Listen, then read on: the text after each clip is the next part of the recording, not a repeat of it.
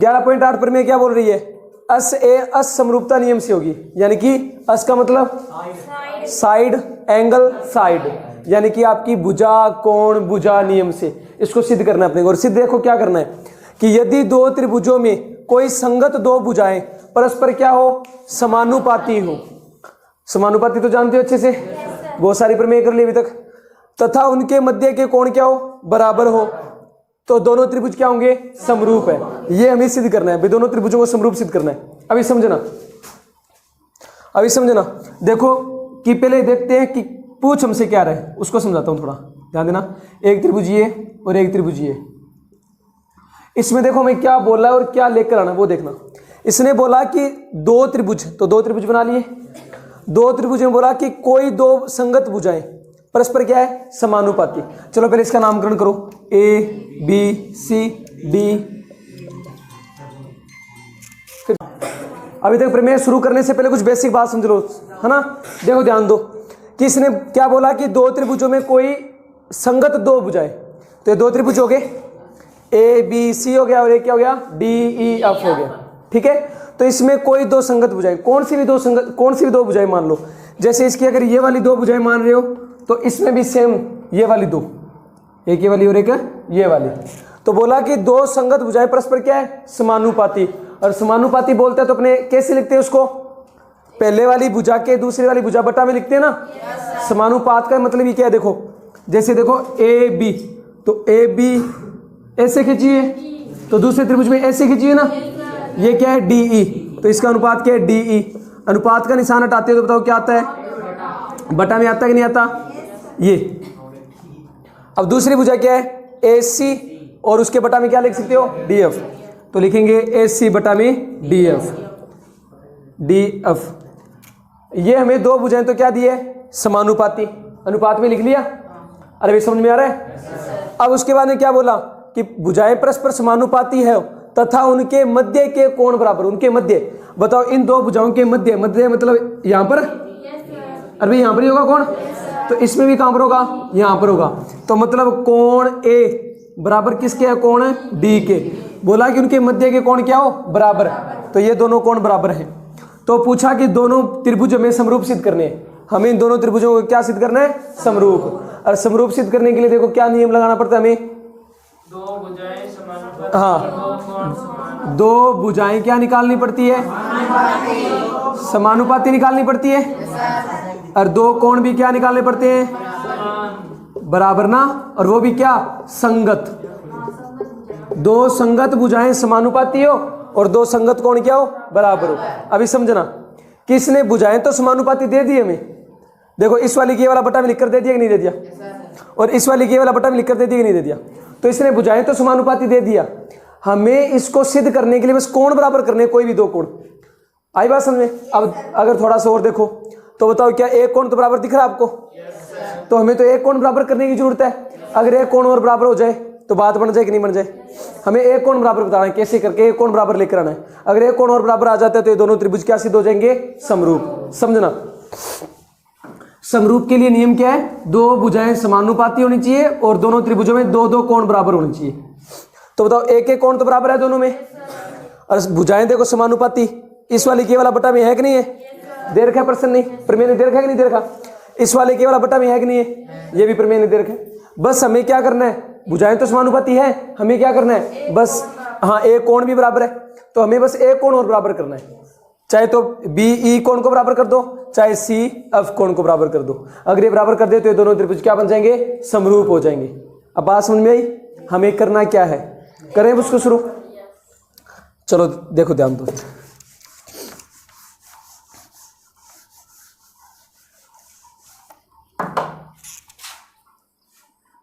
ये त्रिभुज आपका ए बी सी, और एक त्रिभुज और आपके पास में डी ई एफ। अब ध्यान दो, अब अपने को सिद्ध करना है, और जब सिद्ध करने वाला सवाल होता है तो उसके लिए 3 या 4 नियम लगते हैं ना।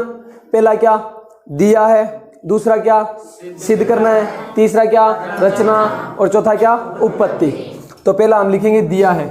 अब मेरे को ये बताओ दिया है, क्या दिया है बताओ भाई, त्रिभुज ए बी सी और त्रिभुज डी ई एफ में दो भुजाएं समानुपाती दिए ना, तो हम लिखेंगे त्रिभुज कौन कौन से में, ए बी सी व दूसरा त्रिभुज कौन सा, डी ई एफ। इसमें क्या दे रखा है, दो भुजाएं समानुपाती दे रखा है, तो लिख सकते हो समानुपाती। अभी लिखकर बताया था समानुपाती कैसे लिखा जाता है। हाँ देखो दो भुजाएं कौन सी माने, अपने ये वाली मान रहे हैं, ये वाली इसकी दो भुजाएं और इसकी भी ये वाली दो भुजाएं संगत भुजाएं मानी जाती है। इसमें ये वाली भुजा मान रहे हो तो इसमें ये वाली देखनी है, इसमें ये वाली भुजा देख रहे हो तो इसमें ये वाली देखनी है, इसके साथ में ये वाली नीचे वाली नहीं देखना। आई बात समझ में, दोनों त्रिभुजों में इसमें ये वाली देख रहे हो तो इसकी ये और इस वाले की ये, तो इस वाले की ये वाली भुजा। आई बात समझ में। तो अब समानुपाती लिखना ना, अनुपात का मतलब बटा में लिखना है, तो इस वाले के बटा में कौन सी आ जाएगी, डी। तो अपने क्या लिख सकते हैं बताओ, ए बी बटा में डी, ए बी बटा में क्या, डी ई बराबर में ए सी के बटा में बताओ क्या, डी एफ, ए सी बटा में क्या, डी एफ। ये में दिए। फिर दूसरी चीज और दी, देखो इसने क्या दिया कि उनके मध्य के कोण क्या है, बराबर। तो उनके मध्य मतलब ये वाला कोण और ये वाला कोण, तो कोण ए बराबर कोण डी है, तो लिखेंगे कोण ए बराबर कोण डी। ये भी अपने को दिया है, हाँ दिए के अंदर लिख दिया ना, अब लिखना जरूर नहीं है, दिए थे, ठीक है। अब 2 नंबर हमें सिद्ध क्या करना है बताओ, दोनों त्रिभुजों को समरूप सिद्ध करना है, सिद्ध करना है। क्या सिद्ध करना है बताओ, त्रिभुज ए बी सी समरूप। दूसरा त्रिभुज कौन सा, डी ई एफ। ये त्रिभुज समरूप करने हैं। अभी मैंने बताया समरूप दो त्रिभुजों को समरूप कर रहे हो तो उसके लिए दो भुजाएं समानुपाती होनी चाहिए, तो दो भुजाएं तो समानुपाती है, इस वाली की ये और इस वाली की ये है कि नहीं समानुपाती, और दो कोण बराबर होने चाहिए। तो बताओ क्या दो कोण बराबर है, नहीं है, हमारे पास में एक ही कोण बराबर है, ये वाला इसके बराबर है ना, तो एक ही कोण बराबर है।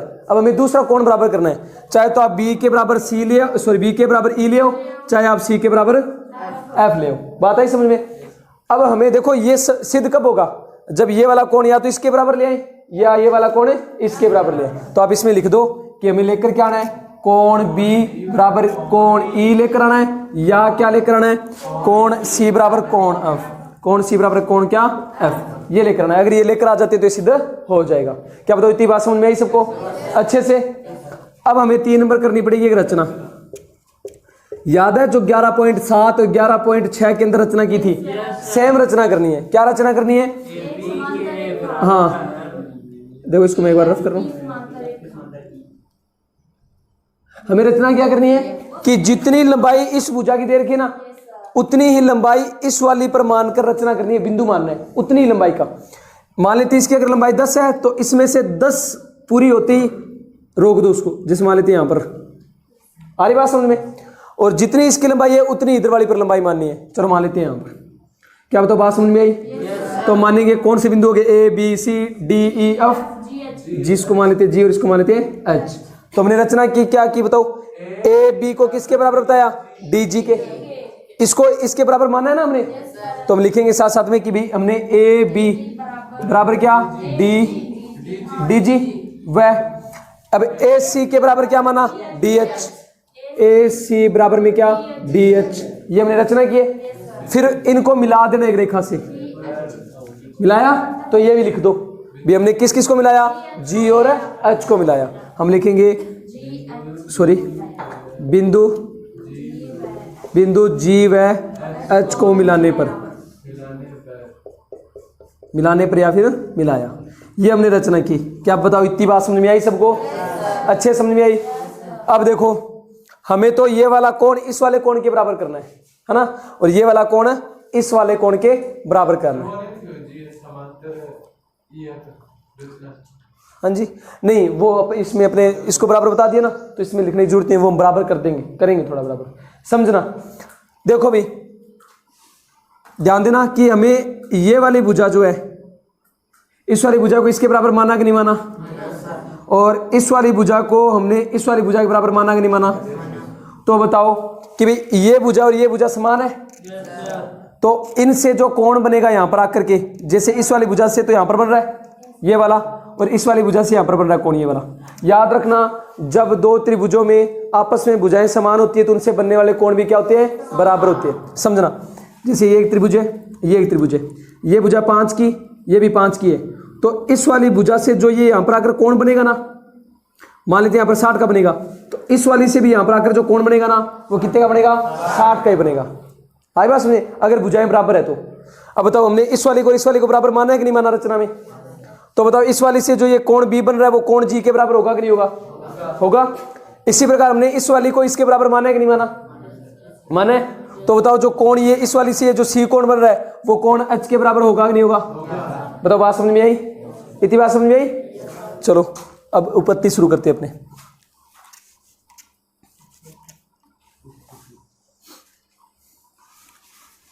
उपपत्ति, ठीक है। अब बताओ कौन कौन से दो त्रिभुजों का में ले रहे, पहले तो ए बी सी और डी जी एच लिखेंगे। त्रिभुज ए बी सी वह त्रिभुज कौन सा, डी जी एच से।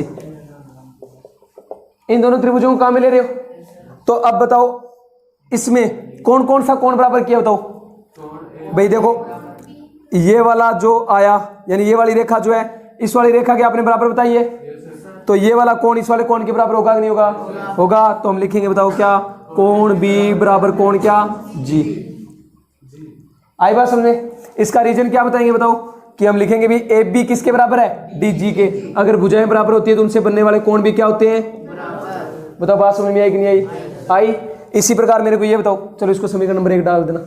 इसी प्रकार मेरे को ये बताओ ए सी जो है वो डी एच के बराबर है कि नहीं है। हमने बताया ना रचना में कि ए सी जो है वो डी एच के बराबर है, तो इनसे जो कोण बन रहे हैं कौन कौन सा, सी और एच, वो भी बराबर होगा कि नहीं होगा, होगा। तो हम लिखेंगे कोण सी बराबर क्या, कोण एच। इसका भी रीजन क्या लिखेंगे कि भी ए सी बराबर है किसके, डी एच के। ए सी बराबर क्या है, डी एच। समीकरण नंबर 2। बताओ इतना समझ में आया अच्छे से, जल्दी से इसको उतारो। अरे भाई ध्यान देना, पहले थोड़ा समझो सामने कि हमने देखो क्या लिखा, कोण बी को कोण जी के बराबर बता दिया, कोण सी को कोण एच के बराबर बता दिया। जबकि हमको तो क्या लेकर आना है, कोण बी जो है किसके बराबर लेकर आना है, ई के, और कोण सी जो है किसके बराबर लेकर आना है, एफ के। ये वाला लेकर आना है ना। अभी सामने ध्यान दो, देखो हमें एक चीज दी है इसने कि ए बी बटा में क्या दिया है, डी ई, और ए सी बटा में क्या दिया है, डी एफ। समझना इसको थोड़ा सा, देखो क्या दिया है कि अब इस वाले त्रिभुज को काम में लेंगे अपने, इन दोनों को ए बी सी और डी ई एफ को लिखेंगे कौन कौन से त्रिभुज से, त्रिभुज ए बी सी वह कौन से त्रिभुज से, डी ई एफ से।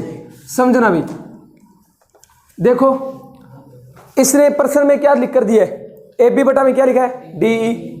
देखना ए बी बटा में क्या लिखा है, डी ई, बराबर में क्या लिखा है, ए सी बटा में क्या है, डी एफ। अब मेरे को एक बात बताओ कि इस वाले के ये वाला पूरा बटा में लिख रखा है और इस वाले के ये वाला पूरा बटा में लिख रखा है, अनुपात में लिख रखा है, लिख रखा है, ये हमने दिया लिख लिया। अब एक बात सुनो कि इसमें क्या आप मान चेंज कर सकते होगा, कैसे, कहां से, समझना कि देखो हमने क्या बोला, ए बी की जगह क्या लिख सकते हैं, जहां पर हमारे पास में ए बी है उसकी जगह हम क्या लिख सकते हैं, डी जी, और जहां पर हमारे पास में ए सी है उसकी जगह क्या लिख सकते हैं, डी एच। तो ये हम चेंज करेंगे, समझना। ए बी की जगह क्या लिखेंगे, डी जी बटा में डी ई का डी ई। आई क्या बात समझ में। अब दूसरा ध्यान दो, ए सी की जगह क्या लिखेंगे, डी एच बटा में क्या, डी एफ। अब समझना ये जो बना ये क्या बना, डी जी बटा में डी ई, डी जी बटा में डी ई, और सामने क्या है, डी एच बटा में क्या, डी एफ। मेरे को ये बताना, जब एक ही त्रिभुज हो और एक ही त्रिभुज में आधे भाग के नीचे पूरा भाग लिखा जाए, इस आधे के नीचे पूरा भाग लिखा जा रहा है कि नहीं लिखा जा रहा, देखो क्या लिखा हुआ है, डी जी, और बटा में क्या लिखा है, डी ई। पूरा लिखा कि नहीं लिखा, सामने देखो क्या लिखा, डी एच, और फिर पूरा लिखा कि नहीं लिखा, डी एफ। तो ऐसा कब लिखते हैं, जब थेल्स पर में लगती है तब लिखते हैं, और थेल्स पर में कब लगती है, जब दोनों भुजाएं क्या हो, समांतर। इसका मतलब यहाँ पर थेल्स पर में का विलोम लग रहा है ना, है ना। तो ये भुजाएं समांतर है कि नहीं है, बताओ आ रही है बात समझ में। तो हम क्या लिखेंगे, बताओ हम क्या लिखेंगे, जी एच को किसके समांतर बता देंगे, ई एफ। समझना ये वाला कब लिखा जाता है, ये से इसके बटा में ये वाला लिखना हो, इसके बटा में ये पूरा लिखना हो, कब लिखा जाता है, जब ये दोनों भुजाएं क्या हो, समांतर हो, तभी लिखा जाता है। अब हमने लिख रखा है, इसका मतलब क्या, ये दोनों समांतर होगी तभी लिख रखा है ना। तो ये वाली दोनों समांतर है, तो हम लिखेंगे क्या कि जी एच समांतर है किसके, ई एफ के। तो हम लिखेंगे जी एच समांतर है किसके, ई एफ के। बताओ बात समझ में आई क्या? थेल्स प्रमेय के विलोम से, थेल्स प्रमेय के विलोम से, या लिख देना कि प्रमेय 11.2 से, चाहे लिख देना 11.2 से, ठीक है, सीधा लिख देना, ये लो प्रमेय 11.2 से, इतना बड़ा नहीं लिखना। तो आई बात समझ में? अरे इतनी बात समझ में आई? अब देखो थोड़ा सा समझना कि देखो ये दोनों भुजाएं समांतर है, फिर से याद दिला देता हूं। जब दो भुजाएं समांतर होती है उनको एक तीसरी भुजा काटती है। जब दो भुजाएं क्या होती है, समांतर होती है, उनको एक तीसरी भुजा काटती है, तो वहां पर एक जैसे डिजाइन में बनने वाले कोण, मतलब कि संगत कोण क्या होते हैं, बराबर। अब मेरे को ये बताओ, इस वाले का डिजाइन ऐसा बन रहा है कि नहीं बन रहा? तो ऐसा डिजाइन कहां पर बन रहा है, यहां पर बन रहा है कि नहीं बन रहा? तो बताओ ये वाला कोण मैं इस वाले कोण के बराबर बता सकता हूं? यस। कौन से नियम से? संगत कोण नियम से। कब लगता है संगत कोण नियम? जब दो भुजाएं समांतर हो, उनको एक तीसरी भुजा काट जाए, तो वहां पर संगत कोण बराबर होते हैं। आई बात समझ में? ऐसे मेरे को एक बात बताओ, इधर मैंने एक रेखा और डाल दी, तो बताओ क्या मैं इस वाले कोण को किसके बराबर बताऊं? जस्ट ये नीचे वाला। सेम डिजाइन बनना चाहिए, सेम डिजाइन, ये समझ लो डिजाइन सेम। अगर मैं ऐसे पूछ लूं भाई इधर वाले के बराबर, ऐसे पूछ लूं इधर वाले के बराबर, तो सेम डिजाइन इधर बन रहा है। आप बता देते सर ये वाला इसके बराबर है ना? अब इस वाले के बराबर पूछता तो कौन सा हो जाता? ये वाला। इस वाले के बराबर पूछूं तो ये वाला। क्या बताओ बात समझ में आई? बेजे में घुसी? तो मेरे को ये देख कर बताओ कि ये दोनों भुजाएं समांतर है, इनको ये तीसरी काट रही है, काट रही नहीं काट रही? तो बताओ ये वाला कोण ये वाला कोण बराबर होंगे कि नहीं होंगे? होंगे बराबर। चलो फिर ध्यान दो आगे, ध्यान दे। अब अपने क्या लिख सकते हैं कि कोण जी बराबर कोण है ई। तो हम लिखेंगे कौन से दो त्रिभुजों से? डी जी एच व डी ई एफ में। तो लिखेंगे त्रिभुज डी जी एच व त्रिभुज कौन सा? डी ई एफ से। त्रिभुज कौन सा? डी ई एफ से। क्या बताओ बात समझ में आई? अब इसमें लिखेंगे कोण जी बराबर है कोण कौन सा? ई। भाई कोण जी है बराबर किसके है? कोण ई के। बताओ कौन से नियम से बराबर किया? संगत कोण नियम। जब दो भुजाएं समांतर हो, उनको एक तीसरी काट जाए, तो जो एक जैसे कोण बनते हैं, देखो इसका डिजाइन जो है इसके जैसा बन रहा है कि नहीं बन रहा? अरे भाई सेम डिजाइन बन रहा है। तो बताओ जी जो है ए के बराबर होगा कि नहीं होगा? तो हमने लिख दिया ये बराबर है। और कौन से नियम से बराबर होते हैं? संगत कोण नियम से। बताओ समझ में आया? इसको समीकरण नंबर डाल सकते हो, कितनी बन गई? 2 बनी है। इसको समीकरण नंबर डाल दो 3।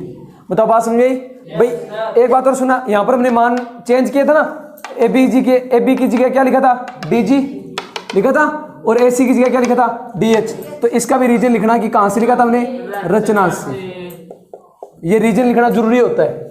ये ब्रैकेट में रीजन लिखते हैं ना, कौन से नियम से हो रहा है, कहाँ से बदल रहे हैं, ये बताना जरूरी होता है। ठीक है, थोड़ा ध्यान रखना। अब इसी प्रकार मेरे को बताओ, मैं कोण एच को किस कोण के बराबर बता सकता हूँ? कोण एफ के बराबर बता सकता हूँ, नहीं बता सकता? फिर से वही बात, दो समांतर रेखाएं, तीसरी काट गई। फिर से बताओ डिजाइन सेम बना कि नहीं बना? तो बताओ एच जो है एफ के बराबर हुआ कि नहीं हुआ? यस सर ना। तो लिखेंगे कोण एच जो है वो किसके बराबर हो गया? कोण एफ के। बताओ इतनी बात समझ में आई? फिर से कौन सा नियम लग गया? संगत कोण नियम। और समीकरण नंबर 4। अभी ध्यान देना, अभी ध्यान देना कि हमें किसको किसके बराबर लेकर आना है? बी को ई के बराबर लेकर आना है और सी को एफ के बराबर लेकर आना है। ये लेकर आना है। अब सुनना, हमें बी को ई के बराबर लेकर आना ना, तो बी देखो और ई देखो, जो 4 समीकरणें बनी हुई उनमें बी देखो और ई देखो किस किस में दिख रहे हैं? बी तो समीकरण नंबर 1 में दिख रहा है। अरे समीकरण 1 में दिख रहा है बी। और ई कौन से में दिख रहा है? समीकरण नंबर 3 में। तो समझना भाई, जो आप थोड़ा ध्यान देना, ठीक है, न्यू है ना, ध्यान देना कि जब दो समीकरण ऐसे लिखी होती है, जैसे देखो मैं लिखूं 5 बराबर ए और लिख देता हूं ए बराबर 6 लिख देता हूं ऐसे, है ना, कुछ भी। तो ध्यान देना, जब दो समीकरण देखते हैं और दोनों समीकरणों में अगर एक भाग हमें सेम मिल जाए, समान मिल जाए, तो उसको छोड़ करके जो बच गया उसको समान लिख देते हैं। मतलब कैसे? बताओ, क्या इसमें और इसमें कुछ सेम दिख रहा है? अरे भाई देखो ना पूरी समीकरण में देखो क्या दिख रहा है, इसमें भी ए है और इसमें भी क्या है ए, तो जो भाग बराबर हो तो उसको तो देते हैं छोड़, और जो बच गया उसको बराबर लिख देते हैं इसे 5 बराबर 6।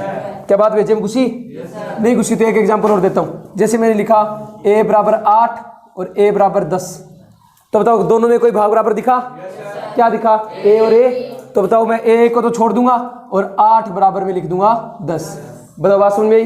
ऐसे अब देखना इसमें यहां पर कि हमने समीकरण 1 में देखो क्या मिल रहा है बी, और समीकरण 3 में देखो क्या मिल रहा है ई, जो हमें बराबर करना है। अब ये तो हमें बराबर करने, इनको छोड़ करके समीकरण 1 और 3 में देखो कोई भाग बराबर दिख रहा है क्या? कौन सा बराबर दिख रहा है? समीकरण 1 में क्या है जी है, और समीकरण 3 में भी देखो क्या है जी है। तो जो भाग बराबर उसको तो देंगे छोड़, जो बच गया उसको लिख देंगे बराबर। तो किसको बराबर लिख देंगे? बी को ई के बराबर लिख देंगे, क्योंकि जी तो दोनों में बराबर था, तो जो सेम है उसको तो छोड़ देना है। अरे भाई नहीं समझ में आया तो देख लेना, मैं इस समीकरण को यहाँ पर अलग लिखूं, इधर से कोण बी बराबर कोण जी, और ये वाले समीकरण लिखूं, समीकरण ये वाले, ये समीकरण मैंने 1 लिख दी यहाँ पर, और ये समीकरण मैंने 3 लिख दी यहाँ पर। अब बताओ दोनों में कोई भाग बराबर दिख रहा है? क्या बराबर दिख रहा है? जी। तो जो बराबर है उसको तो छोड़ दो, जो सेम है उसको तो छोड़ दो, और जो बच गया उसको बराबर लिख सकते हैं नहीं लिख सकते? लिख सकते हैं। तो मैं बी को ई के बराबर लिख सकता हूँ। अरे भाई बात समझ में आई? कौन कौन सी समीकरणों से लिखा बताओ? 1 से और 3 से। तो हम लिखेंगे समीकरण 1 व 3 से। आ रही बात समझ में? तो हम लिखेंगे देखो जी को तो छोड़ देंगे, लिख देंगे कोण बी बराबर क्या है कोण ई, ये भी जो आपके मैंने करके दिखाया। आई बात समझ में? जो हमें सिद्ध करना था उसमें से एक तो आ गया कि नहीं आ गया? एक और ले, सी को अप को और बराबर बताना है। तो बताओ सी और अप कौन सी दो समीकरण में दिख रहा है? सी कहां पर दिख रहा है बताओ? 2 में, और एफ कहां पर दिख रहा है? 4 में। तो ऐसे इनको बराबर कर लेंगे। देखो बताओ इसमें भी क्या है एच, इसमें भी क्या है एच, तो एच को तो छोड़ देंगे, जो बच गया उसको बराबर में लिख देंगे। बात भेजे में खुशी? तो हम लिखेंगे समीकरण इस बार कौन सी से? समीकरण कौन सी से? 2 व 4 से। हम लिखेंगे समीकरण 2 व 4 से। तो बताओ भाई इसमें भी एच है और इसमें भी एच है, तो एच को तो छोड़ दो, इधर क्या बचा बताओ सी, और इधर क्या बचा बताओ एफ। तो बताओ क्या ये दोनों कोण हमने ले आए कि नहीं ले आए? अगर अब ध्यान देना, अब बी ई के बराबर है, सी एफ के बराबर है।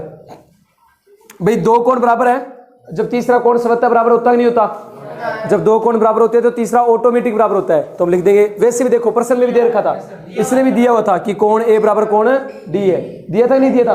पहले ही बताया था कि ये वाली भुजा इस वाली भुजा के समान अनुपात में है, ये वाली इसके समान अनुपात में है, और ये वाले कोण बराबर है। तो ये पहले प्रश्न में दिया था जब मैंने समझाना शुरू किया था। तो वैसे ही बराबर दे रखे, और वरना हम बता सकते हैं स्वतः भी बराबर हो जाते हैं। तो लिख देंगे कोण ए बराबर है क्या? कोण डी।